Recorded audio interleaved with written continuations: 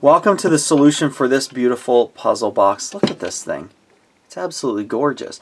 I'll have a link in the video description. It came from Puzzle Masters, which is like the best place to get really good quality puzzles. This one here is kind of a tough puzzle to explain, so I have it set up so that I can solve it really easily. Then I'll be able to show you the inner workings, and then I can show you sort of a little bit more. It'll make more sense when we get under the hood here. So just a bit of a warning, you're about to see the solution for this puzzle.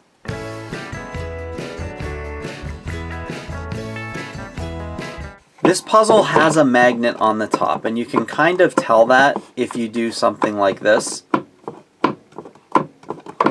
And with most magnet type puzzles, you need to give them sort of a smack to dislodge the magnet. With this one, you have to actually use the balls that are inside the puzzle as that element to dislodge the magnet. So I have the balls inside it actually in the right place. And again, once we see under here, you'll understand. It'll be very easy.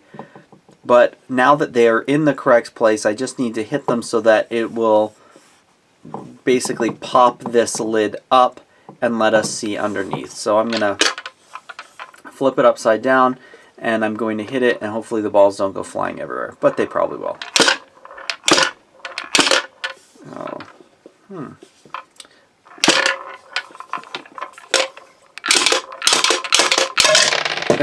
There we go. Okay. Are you ready for this? There it is. That's what's inside of here, and two balls. This piece here has magnets there and there. They connect to the magnets here and here. It's a really quite a strong magnet, so you need quite a bit of force, and that force needs to be right here. So the trick to this puzzle is actually getting those two balls here and here through that hole so that they're in the end. If you were to shake it with those balls in this section, they would be hitting. This edge is under there, and so they'd be hitting kind of about here, and that's not going to be enough force to actually dislodge this magnet. So essentially what you need to do, and this is why I wanted to take it apart to show you, is that you would have to, while not seeing what's in here, kind of roll this ball over to here, roll this ball over to here, so that they're in there, and then you can use them to shake and dislodge this entire lid, as you saw me doing here.